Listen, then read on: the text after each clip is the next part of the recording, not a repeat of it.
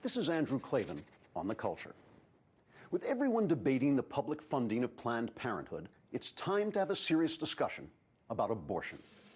Since this is a divisive, even incendiary issue, let me say at the outset that we here at Klavan on The Culture fully support a woman's right to kill her children at any time and without warning. Children are noisy and messy. They crap all over everything and hog the PlayStation. They also make mommy too tired to get you a beer when you want one, and give her an excuse not to saddle up for a ride to the Boom Boom Corral with the old Ranger. That's why the Supreme Court, in its famous 1973 Roe v. Wade decision, declared that the right to have an abortion is in the Constitution. Though the print is so small, it's hard to see it. You have to hold the page in just the right light while keeping your eyes sort of half closed. And even then, it only appears on magic days. In exchange for this delightful new right to really get on your kids' nerves by sucking them out of the womb and tossing their corpses into the trash, people did have to give up another right. The right to debate the issue freely among themselves and then elect representatives to make laws according to the moral understanding of their communities. With no democratic way to reconcile their positions, citizens have become sharply divided. Anti-abortion advocates maintain that a fetus is, at the very least, the unique and irreplaceable blueprint for an individual human being, and thus endowed with the right to life. Those favoring abortion argue that they really meant to use protection, but were stoned out of their gourds at the time. They call abortion a woman's right to choose, because while a person is inside a woman's body, he has no rights of his own, as I can personally attest. But whether you oppose or defend abortion, this much is inarguable. Since around 1970, the number of abortions and the number of illegitimate births have both skyrocketed, especially among minorities. Abortion defenders say this is simply because minorities don't have easy access to contraception, since minorities live on the planet Gununu-12, where condoms melt in the heat of the triple sun. But what seems far more likely is that abortion is part of a complex of sex-related behaviors, practices, and attitudes that over the last 40 years has led to a drastic increase in the number of single-parent children. These children are at enormous risk of ending up on welfare or in prison, which means that the individual freedom from sexual consequence that abortion seems to offer may in fact be a gateway to societal dependence on, and thus control by, an ever more powerful state. Still, the killing your kids part is a definite plus. This is Andrew Klavan on The Culture.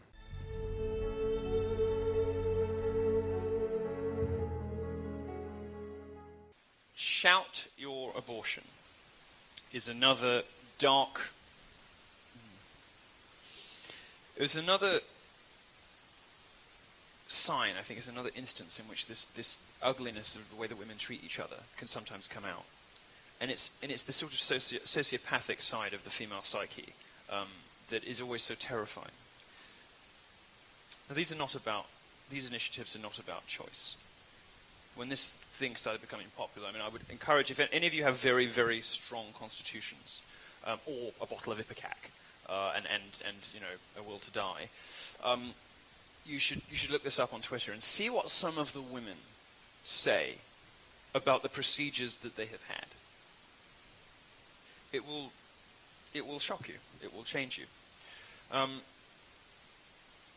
can't get away without sharing at least one Shout Your Abortion participant who said that her vacuum aspiration made her happy. That name just tickles her. You're vacuuming out the unwanted detritus threatening your aspirations. It's like blood drawn. She said she's had more painful experiences flossing. This is what killing a baby is to these people. Just a different version of flossing. And it's that same ugly, psychopathic instinct we see in social justice warriors generally. That same heartlessness. That same empty soullessness. The grinning face of evil, while at the same time pretending to be about rights, equality, diversity, and inclusion, but behaving in a manner that is utterly vile to other human beings. Shout Your Abortion and movements like it seek to normalize abortion, but in fact it's very bad for women's health. So if you don't care about the child, or you don't care to get involved in discussions about what stage it's okay, think about the women who have it done. In 2010, the Canadian Journal of Psychiatry published a study based on a sample of 3,000 women in the United States. The findings of this, the effects on abortion, are startling. Basically, it makes women crazy and suicidal. 59% increased the risks for suicidal thoughts. 61% increased risk for mood disorders. 61% increased risk for social anxiety disorders. 261% increased risk for alcohol abuse. 280% increased risk for any substance abuse. The only people, it seems, that benefit from abortion are Planned Parenthood and Budweiser.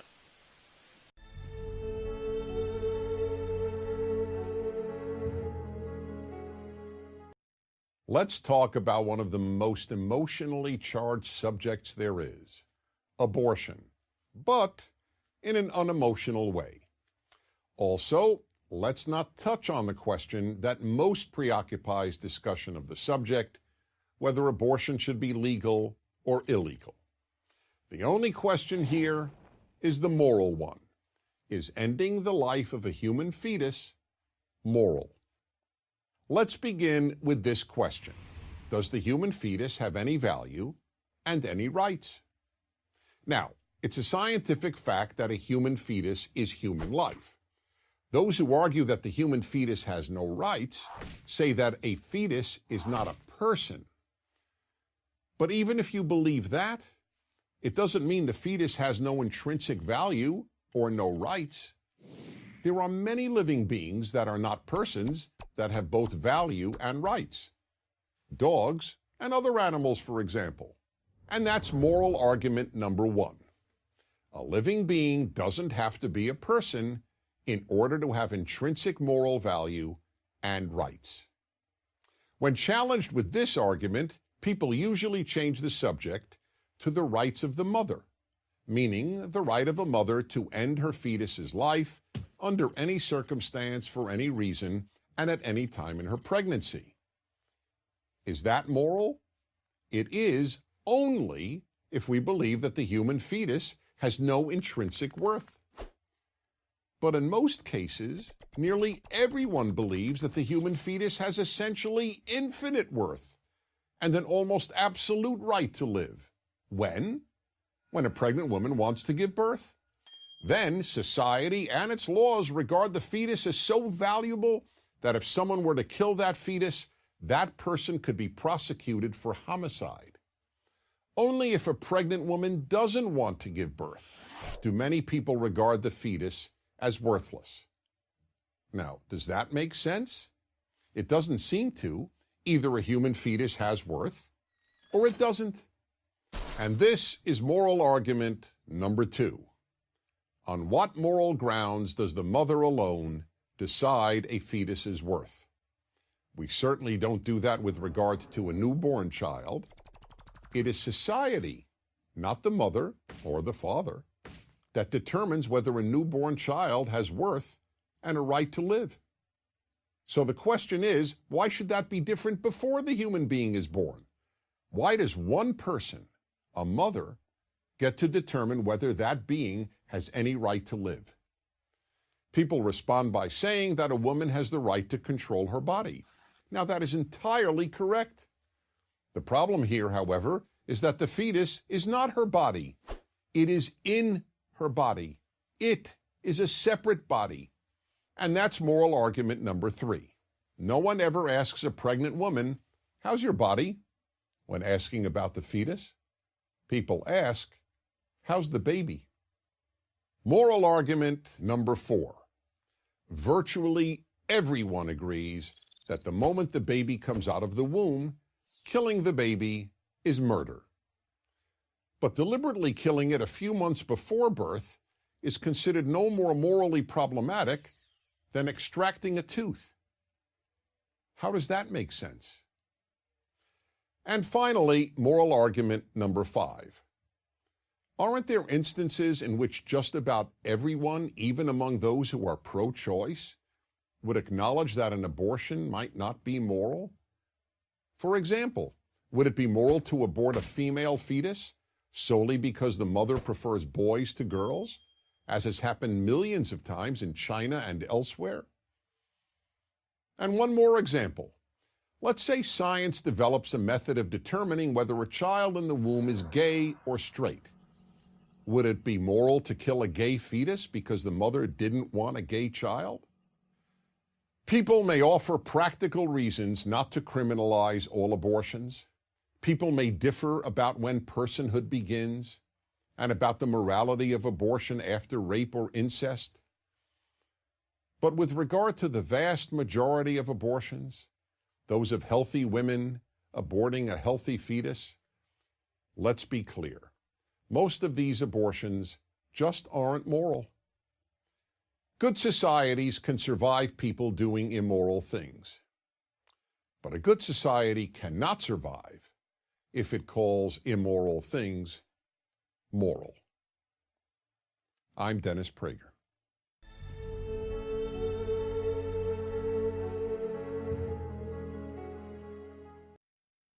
Now this one, this is the thing I really hate. Here's Olivia Wilde, who's the actress most famous from being in House.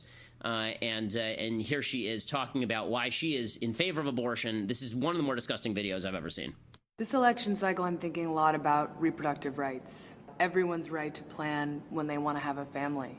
And it's on my mind because I'm literally about to have a baby, like in a minute, to be able to decide exactly how. Okay, so she says that she's thinking about reproductive rights 1 minute from having a baby. This is about as perverse a notion as I could possibly imagine. That as you're about to have your child, you're thinking, boy, wouldn't it be great if I could still kill this thing? It's really imperative that I be able to still kill this thing. You know, here I am. Look how pregnant I am. There's a baby in here. This is my beautiful child. And I was thinking, maybe I should just kill it. You know, it's really important that women be able to kill it anytime they please. She continues along these lines, not, of course, understanding really what she's saying on a moral level. How and when and why and where I want to have a baby. And I believe that is a basic human right. I care about reproductive rights. What do you care about? If you care about your future, vote for it. Okay, what I care about is not killing babies. And let me, this is going to be mildly graphic, but this is important because I'm sick of the euphemisms, okay? It's not aborting a fetus. It's not getting rid of a ball of tissues, a ball of tissue. Okay, what I'm about to show you right now is a picture of a baby. Okay, this is a baby it was a picture of a baby that was aborted by Kermit Gosnell. Okay, this is the Gosnell was somebody who was not covered by the media in any way, shape, or form. He was the most prolific serial killer probably in American history, and this was a baby girl aborted by Kermit Gosnell. And the only question was whether it was legal for him to kill this baby or not. And the only question there was how old was the baby and was the abortion done inside the womb or outside the womb. Okay, so this baby, I believe, was after the 24-week cutoff, but not by much. So this baby is, let's see how old this baby is. This is a case where an abortion went awry. She went to a hospital, and the baby ended up dying at the hospital. By 24 weeks, most babies born prematurely will survive. This is a late-term abortion, okay? This is what her baby looks like in the womb. We can see that picture again. That's what that baby looks like. This is a less graphic picture of what an abortion looks like, okay? A more graphic picture of what abortion looks like involves the snipping off of the crushing of the skull, the sucking out of the brains. It involves, and these are fully formed children. These are fully formed children. I have two beautiful children. The idea that you get to murder a kid. Okay, no one has a right to choose that picture. Go back to the other one. No one has a right to choose this. No one. No one has a right to choose this. You don't have a right to choose this, okay? That's a baby. You don't get to kill it just because it's convenient to you. You don't have a right to say, it's my decision where and when and how to have the baby. That's an individual human being, and if that baby were outside the womb and you stuck a knife through its chest, you'd be charged with first-degree murder. You kill it in the womb, and we call it a human right. That's not a human right because that's a human, and that human doesn't have any rights because you just decided its rights are less important than your right to your own convenience. Despicable. Despicable. And so we're now going to play a game with the left. Let's play a little game with the left. The game goes like this, okay? Show the other image. The game goes like this. At which point should you be able to kill this baby? Okay, we're going to play a game called When Should You Be Able to Kill This Baby? Because I've been told by people like Hillary Clinton that you're able to kill this baby all the way up to the very end, right? 32 to 30 weeks. right? And that's when the baby is fully formed. It can be born alive. It is a fully formed human being. I've watched 2 of them come out of my wife. These are human beings. These are not balls of tissue. These are not clusters of cells. And I'm sick of being told that it's just an abortion. I don't like the euphemisms. It's not a termination of a pregnancy. It's a termination of a human life. Okay, it's a murder of a human being when you're talking about these babies. And this idea that you get to choose that. Look, you got to choose a lot of things in life. You don't get to choose another human being's death. That's not something you get to choose. So when is it okay to kill this? When is it okay to kill this? Is it okay to kill this thing at week 14 when the heart is pumping several quarts of blood through the body every day? How about week 15 when the baby has an adult's taste buds? How about month 4 when the bone marrow is beginning to form? How about that? Or how about weeks 9 and 10 when the baby's teeth are already beginning to form? Its fingernails are already beginning to develop. We're talking about 2 months old, right? The baby can turn the head and frown. The baby can hiccup. Is that okay to kill? How about week 4? By the end of the week 4, the kid is already 10,000 times larger than the fertilized eggs was. There's already the beginnings of eyes and legs and hands. There are already brain waves detectable. Mouth and lips are present. Fingernails are forming. How about week 3? By the end of the 3rd week, the kid's backbone and spinal column and nervous system are forming. The liver and kidneys and intestines are beginning to take shape. How about day 22? The heart's already beating with the child's blood, which may be of a different blood type than the mother. So where in here exactly do you think it's okay to murder that kid because you have a personal convenience issue? Where do you think that you're right? And I love the glowing way she presents this. Here I am. I can't be a bad woman because I'm pregnant. I can't hate babies. I mean, here I am. I'm pregnant. Well, if you don't hate babies, or if you're not interested in killing them, then why are you in favor of people being allowed to kill them? Because it's not a matter of a woman's right to choose. A slave owner didn't get to choose to hold slaves. Nazis didn't get to decide which Jews got to live. And don't give me the it's legal, therefore it's okay. Lots of things were legal. Lots of things in human history have been legal that were totally evil.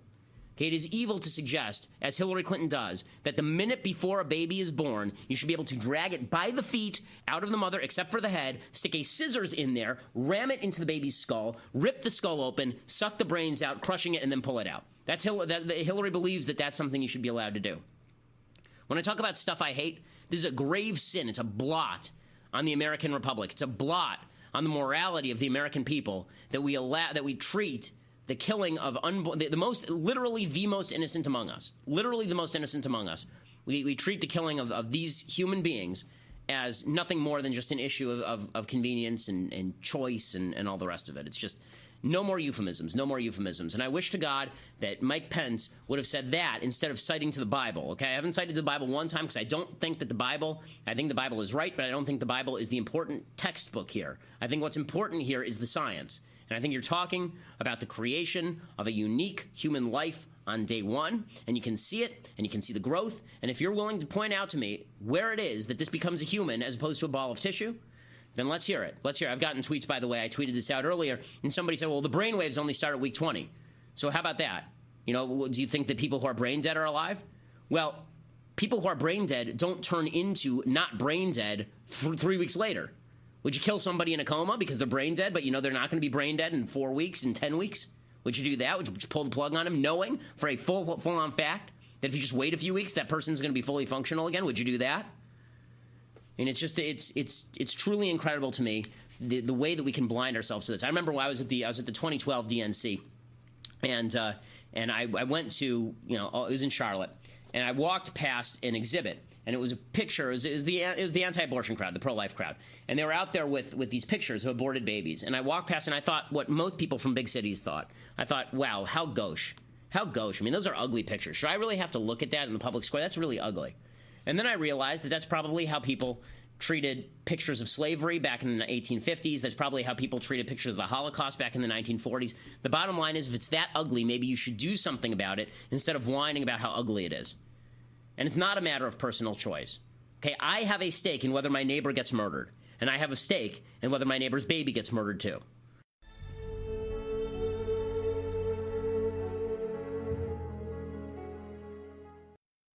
American progressives look to Western Europe as the model of what America should be. So here's an area of European social policy that progressives will definitely want to examine more closely: Europe's attitude toward abortion.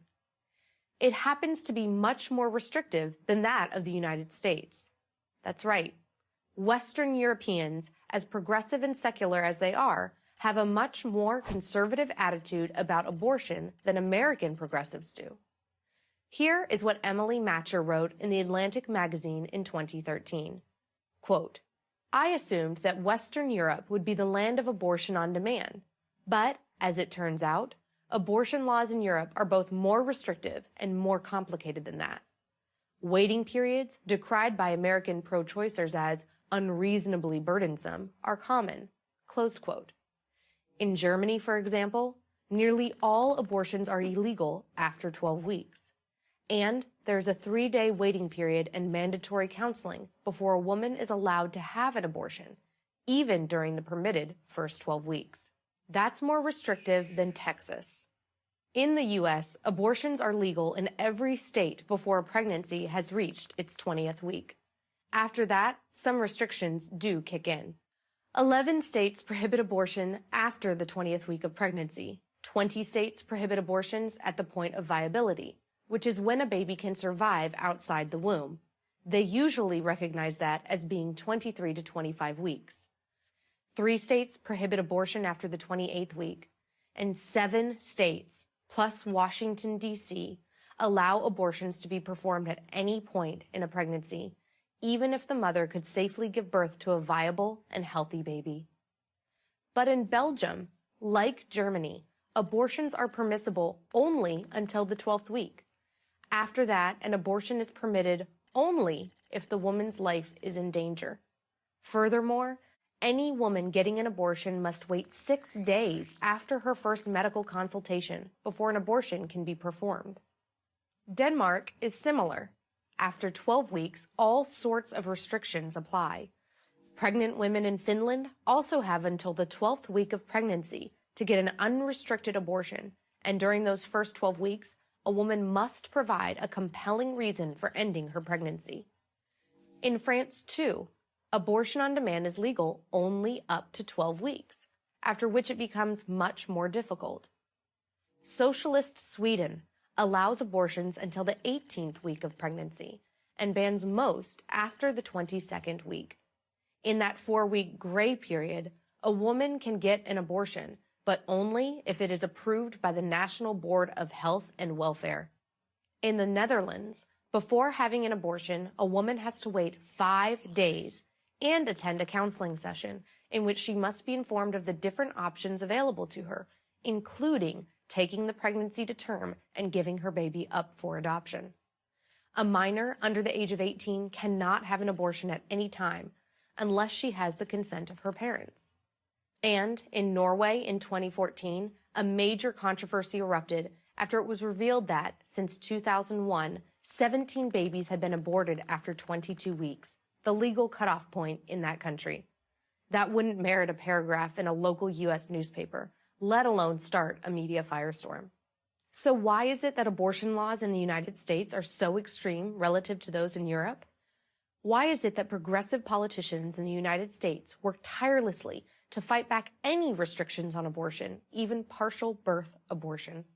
That's the procedure during which a fully viable baby is almost completely delivered, except for the head, before being killed. And why is it that what is unacceptable to socially enlightened Europeans is fully acceptable to American progressives? Europeans seem to recognize that abortion is a complex moral issue, that ending a life after a certain point in a pregnancy does not reflect well on a society. Why is it so hard for American progressives to recognize the same? I'm Elisha Krauss for Prager University.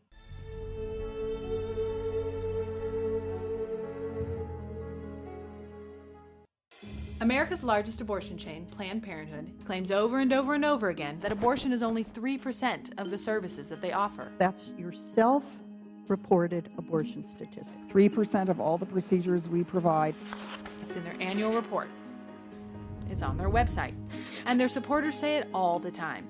And abortions only comprise 3% of Planned Parenthood's health services. Abortion services only account for about 3%. Because only 3% of what Planned Parenthood does is abortions. 3% of patients visit Planned Parenthood for a safe and legal abortion.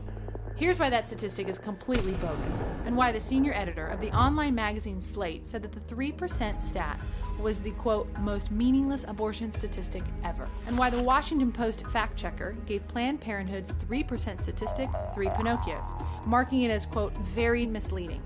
Let's look at the numbers. According to their own annual report, Planned Parenthood commits over 300,000 abortions per year.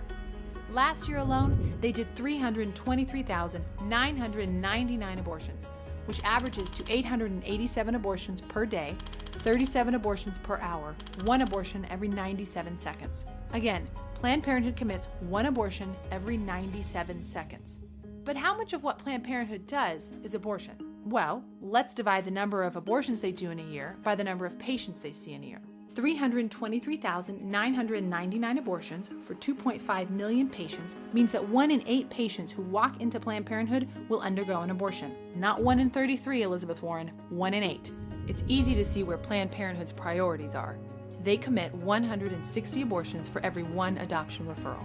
Though Planned Parenthood constantly talks about their breast exams and Pap tests, they only do less than 1% of the nation's Pap tests and 1.8% of the nation's breast exams, while they do 30.6%, a third of the nation's abortions. But that's a public relations problem. So Planned Parenthood came up with a creative way to make their big business, abortion, look very small. To get the 3% figure, Planned Parenthood divides abortions by the number of so-called services, which they define as a discrete clinical interaction. And they count all these services equally, regardless of the cost, time, or effort it takes to render that service. So an entire abortion procedure, which can cost from $390 to $1,500, is counted the same as a pregnancy test, which a girl could get at a pharmacy for $10. In this way, Planned Parenthood is able to count 9.4 million services. Divide 323,999 abortions by 9.4 million services, and they get 3%. It's easy to see why this math is completely ridiculous. Say a woman goes to Planned Parenthood to get an abortion. She gets her pregnancy test, the abortion procedure, an STI test, and some contraceptives. In one visit, she gets 4 services, one of which is the actual abortion. So Planned Parenthood would say that abortion was only 25% of what they did for that woman, who came into the clinic only for an abortion. Well, by this math, even if 100% of Planned Parenthood patients got an abortion, they would still say abortion is only 25% of their services. Such distorted calculations could be used to obscure the purpose of any business. It would be like the NFL saying that because they sold 5 million hot dogs in a season and there were only 256 games, football is only 0.005% of what they do. Or it'd be like a steakhouse saying, actually, steak is only a very small percentage of what we serve because we also serve salad, mashed potatoes, french fries, beer, wine, soda, water, butter, salt, pepper, ketchup, toothpicks, and breath mints. We'd say, yeah, right, you're a steakhouse. Just like Planned Parenthood is an abortion corporation.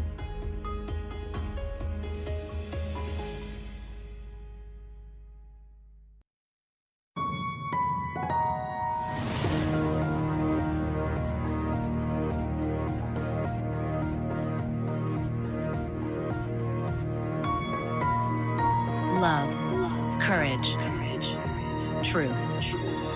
Glenn Beck. Yeah, I have something to confess today that I think is going to last through the eternities. Thank God for the sacrifice made for all of us, that there is forgiveness, because this one is a big one.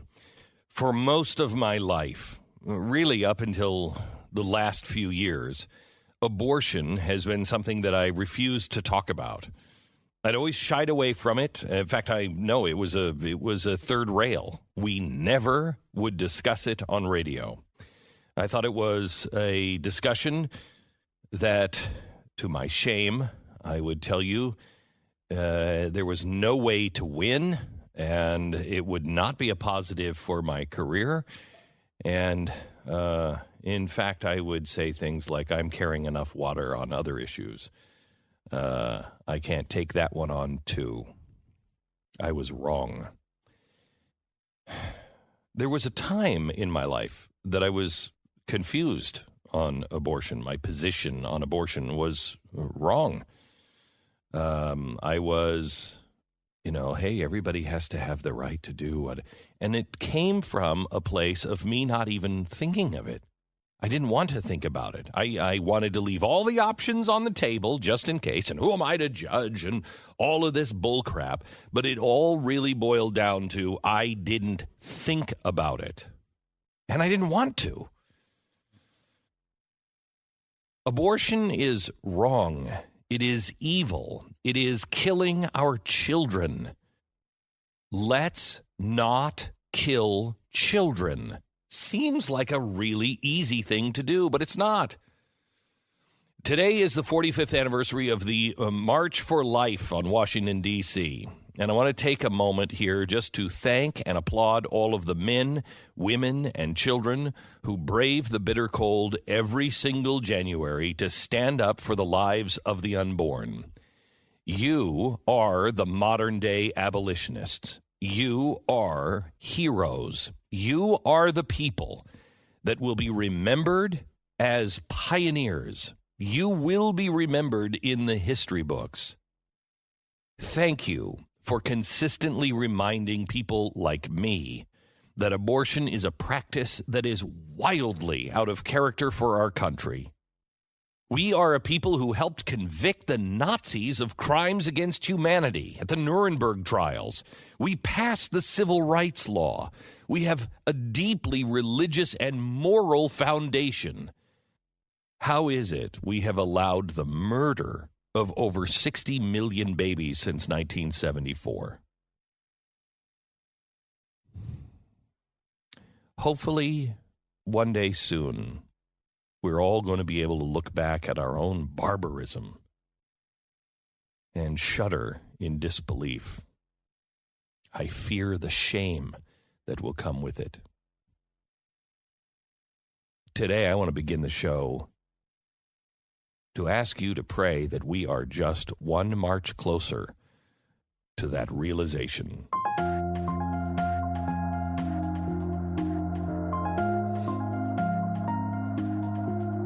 It's Friday, January 19th. You're listening to the Glenn Beck Program.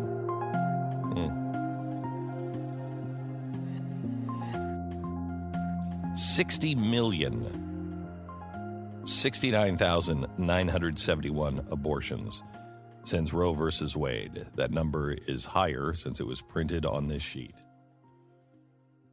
There are more African American babies that are killed through abortion in New York City than are born. How does that escape us? How does that escape African Americans?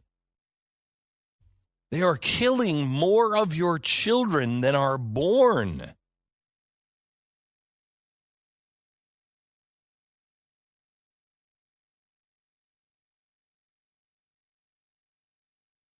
We are a society that better figure out this life thing pretty quickly.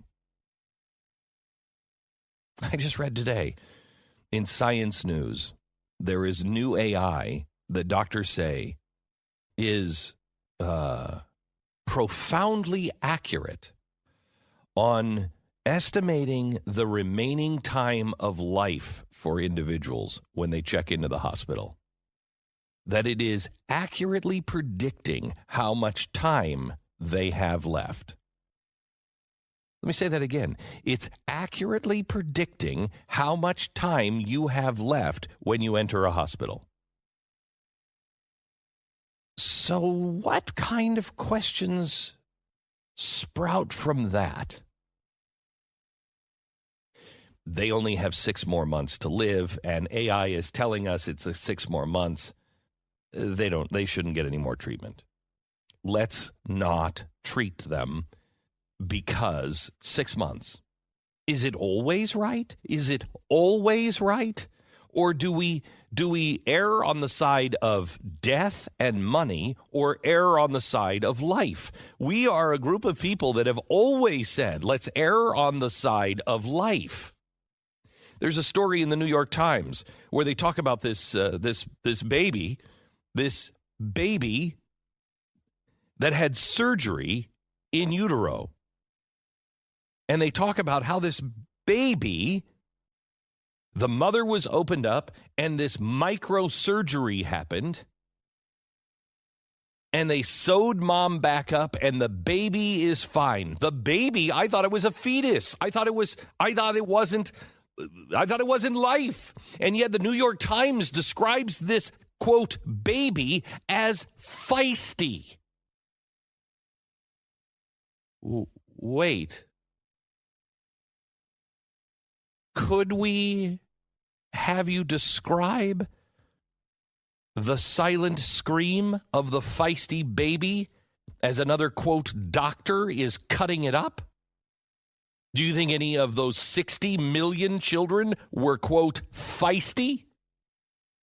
Or was that just a lump of flesh? The only reason why the New York Times says that that's a baby is because the person involved, the person who is protecting that child, the person it is growing inside of them, have decided that that is a baby. And so they will print the pictures of that baby, and they will talk about the miracle of the doctors and what the doctors did to save this life because we care so much about life. And yet we really don't.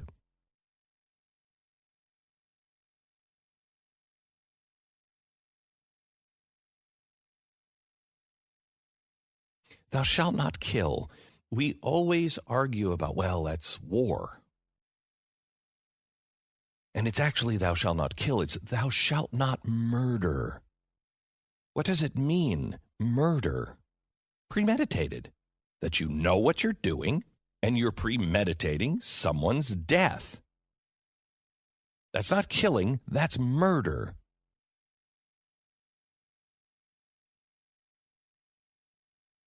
I bet you God didn't think that he had to put, thou shalt not kill your child.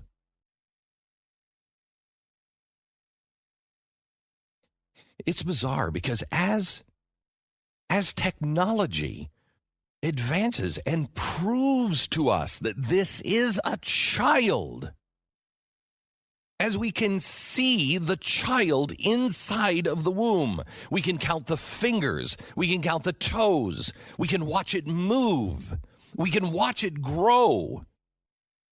As technology improves, that we can actually cut a woman open and perform surgery on that child and then sew her back up to protect that child, we get more and more callous to that's life. And yet, in the founding era,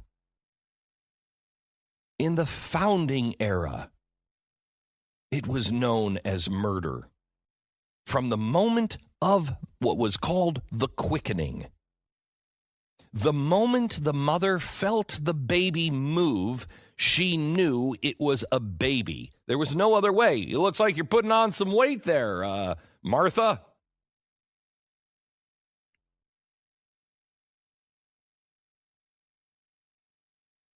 The moment the baby moved, it's murder. Because they knew for sure life was inside of her. We know life is inside. There's a maternal instinct. The maternal instinct, do not mess with a mother and her child. I believe that comes from God because he first gives the child to her to protect.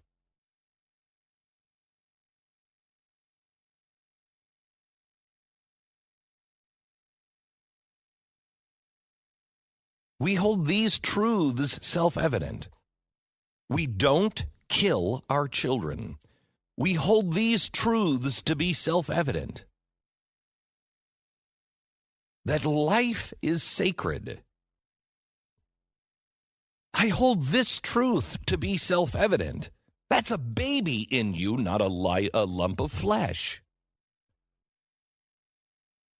I hold this truth to be self-evident, that every child comes out differently.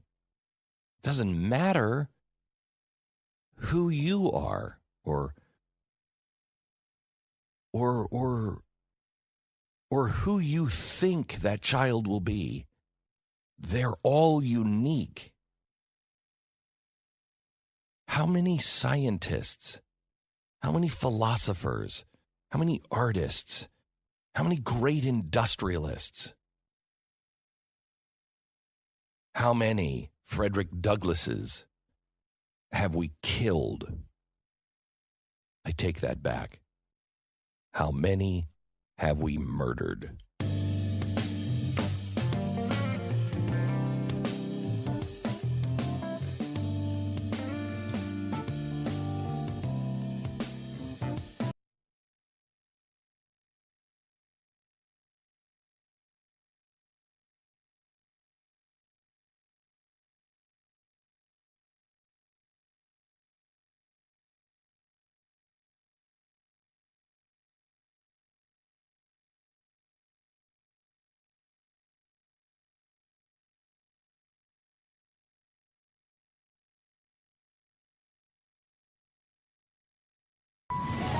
Glenn Beck, Mercury.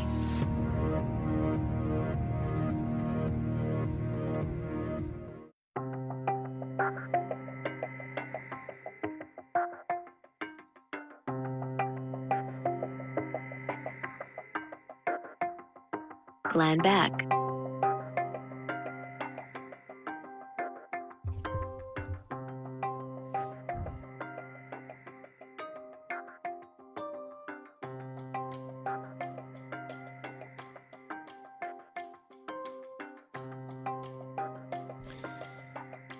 You know, it's really amazing to me that people think, oh, you know, Margaret Sanger and Planned Parenthood, that was in the 1920s and 1930s and 40s and 50s.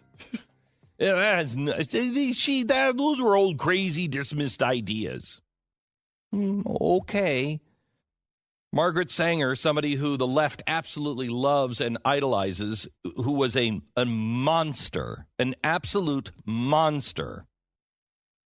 And they idolize her and they dismiss, well, she said some crazy things. No, her whole life was crazy. Her whole life was to have a pure race. Imagine saying that about a Nazi doctor. Well, I don't agree with everything that he said. It's Mengele, man. The most merciful thing that a large family does to one of its infant members is to kill it. She's not even talking about the baby that's not born. She's saying the infant, kill the infant. She had a book, Women and the New Race, The Wickedness of Creating Large Families. And she argues that because the conditions of large families tend to involve poverty and illness, it's better for everybody involved if a child's life is snuffed out before they have a chance to pose any difficulties for the family. Think of that. Think of that. Now, well, that's old thinking. Is it? Is it? Have you noticed that large families are suddenly irresponsible? That large families suddenly make you a freak? Large families immediately make you somebody that you're like, okay, they got weird stuff going on in their house. Not to mention how bad for the environment it is and how it's a bad use of resources. We've heard a lot of utilitarian arguments against it as well lately. We're now even talking about laws that protect people who disparage families. Let me say that again. You shouldn't get in trouble for disparaging large families. There should be a law to protect you to say, you can basically say whatever you want about large families. First, personally, I think you should be able to say whatever you want about any topic. But have you noticed where the left is pushing? Is that a coincidence that this came from Margaret Sanger? How about this one? Margaret Sanger, birth control must lead ultimately to a cleaner race. We should hire 3 or 4 colored ministers, preferably with social service backgrounds and engaging personalities. The most successful educational approach to the Negro is through the religious appeal. We don't want the word to go out that we want to exterminate the Negro population. And the minister is the man who can straighten out that idea if it ever occurs to any of their more rebellious members, end quote. Okay, that's her. Well, that's old thinking. That's not what Planned Parenthood. Okay. Can you tell me why there are more African Americans killed in New York City by Planned Parenthood than are born? There are more African Americans that are killed before they're born than there are African Americans that are born. It seems to be out of balance. That's not happening with whites. Yeah, and the numbers you're talking about from New York City, what was it? 31,328 induced terminations, 24,758 live births. That is cataclysmic. It's the only story the black community should even care about. It's like that big of a deal. And for all that, we constantly deal when we're conservatives with accusations of racism. And, I always find it interesting that if our policies were put in place, there would be millions and millions and millions of more black people alive. With progressive policies, there are millions and millions of less black people alive. You could make all your fake accusations of racism all you want. The bottom line is our policies mean more black people live. Your policies mean more black people die. How can we be the racists? How can we be the ones that are not feminists because we hate the mother? There would be more women alive, more girls alive. Nobody's standing up for the girls in our society. You're right, especially when it comes to Planned Parenthood. Do you remember the time just 8 years ago when they said, our money will never go to fund Planned Parenthood? It would never. That was a lie. We are now funding Planned Parenthood. Out of all of the things that we could be talking about, out of everything that is happening in the world, there is nothing that compares to the murder of 60 million people at our own hands on our watch, and we do nothing. There is nothing more important than that. Glenn Beck, Mercury.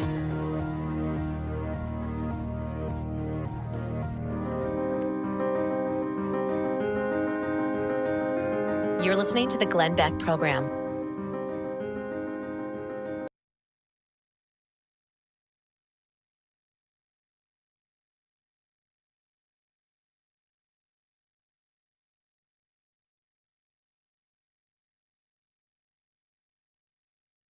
The March for Life is going to be largely ignored. It will be downplayed. It'll be a much bigger crowd than everybody who was wearing the hats for feminism after Trump was inaugurated. But you will not hear that from the mainstream media. And this one actually matters. And it matters in this way, to get us to think. We're not people that are comfortable thinking anymore. We don't want to think about the horrible things.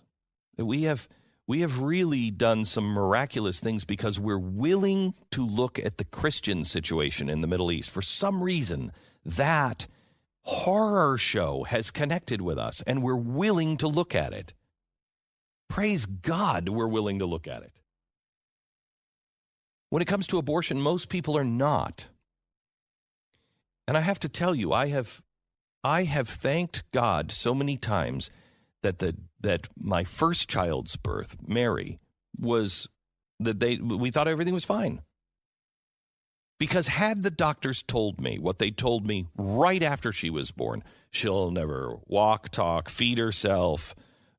She's never going to be anywhere close to self-reliant.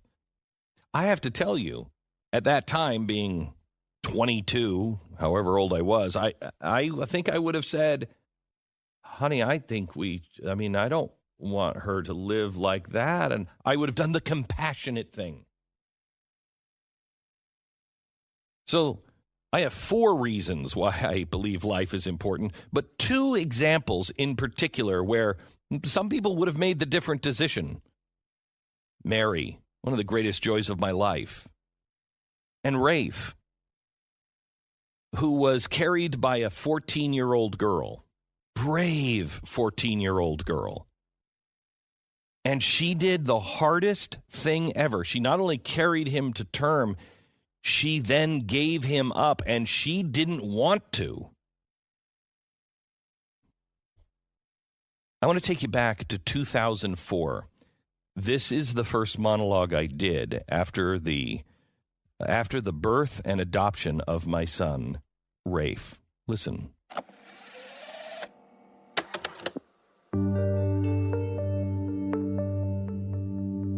My wife and I have been trying to have a baby for over 3 years. Until she got to the point where she was tired, she couldn't take the emotions and the emotional roller coaster every month of possibly, and then no pink line. She finally gave up and said, I'll submit to the will. Whatever that will is, I'll submit. I had felt that there would be a baby boy waiting for us the moment that we were going to adopt, that we would decide to adopt. 5 days later, after we said that, after we had decided and started the process with a family service organization, we got a phone call. And it came from an email of a 14-year-old girl in Dallas, Texas. This 14-year-old girl loves her baby.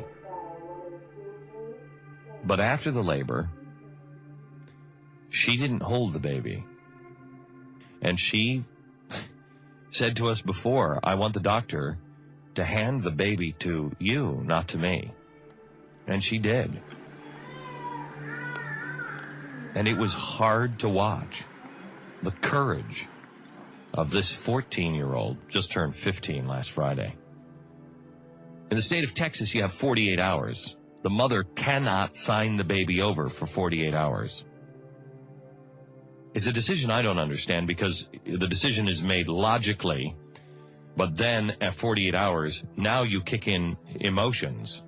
And now the emotions are ruling because she sees the baby and she loves the baby. And it becomes real. She started wavering, and we could see how tough it was on her. And honestly, we were praying for God's will. Because if I were in her shoes, I would have done exactly the same thing. I would have wavered. If I were in her shoes, I'm going to go a step further. I don't think I could have done what she did. She was wavering. Tanya and I just didn't think that it was going to happen.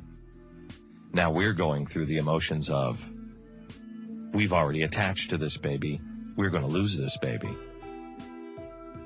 We went through the paperwork with the family services. And I said, can I see what you're asking her to sign? I've never read a contract that is so unbelievably brutal in its language as this contract, as it should be. And it was very, very clear. You signed this, you have no right to that baby. There's no turning back. Once you sign this, it's over. I looked at the lady and I said, she's never going to sign this. I said, this language is so brutal, she's never going to sign this. She said, the language has to be brutal because the reality is brutal. She has to know it. My wife and I left for about an hour, and the family met. The family services met. And the 14-year-old girl, the mother of the child, said, I can't do it. I'm not turning my baby over. I can't do it.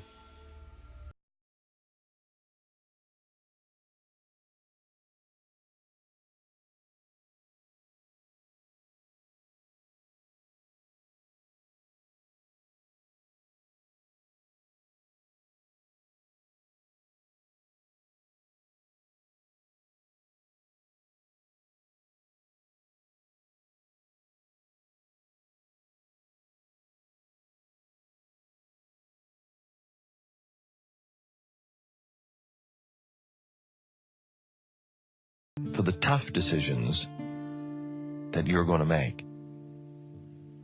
You can make something of your life and show him what you're made of.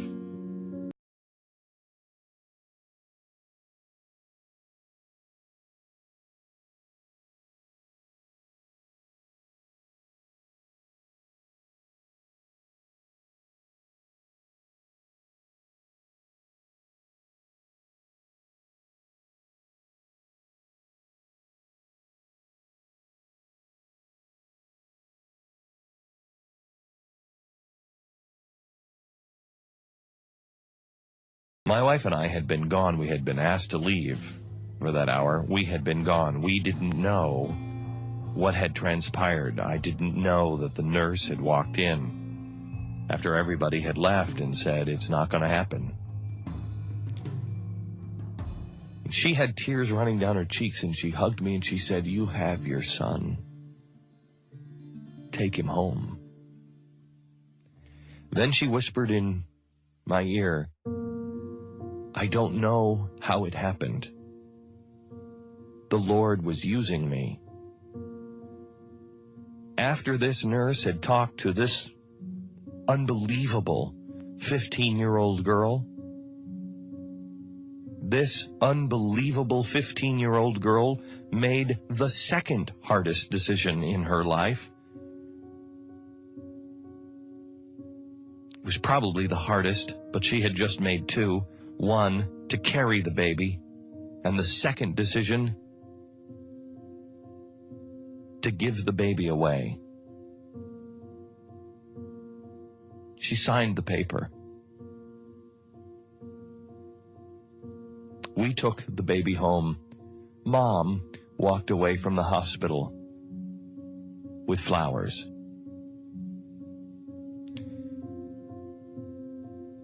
As I reflect on this story, as tough as this week has been, as much as I didn't want to be there this week after we got into this week, I'm glad that I was there. Because we have a little boy. And little boys like stories of Spider-Man and Superman and Batman. Little boys like stories of bigger-than-life heroes. And I am so glad that I will always be able to tell my son about the biggest hero I've ever met. Faced with a choice on whether to go on with her life and abort the child, she said no.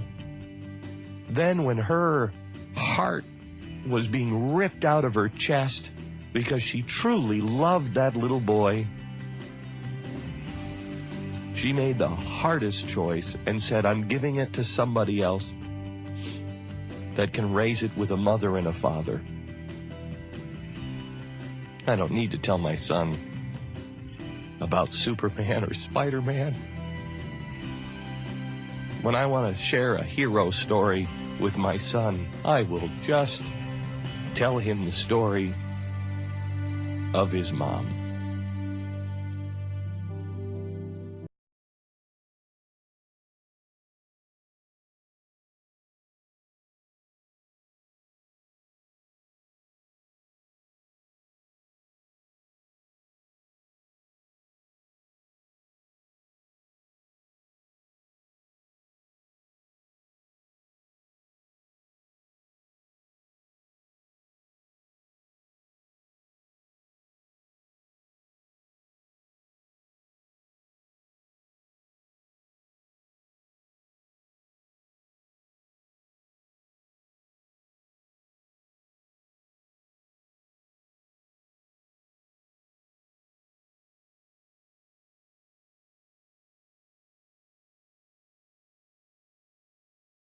Mercury.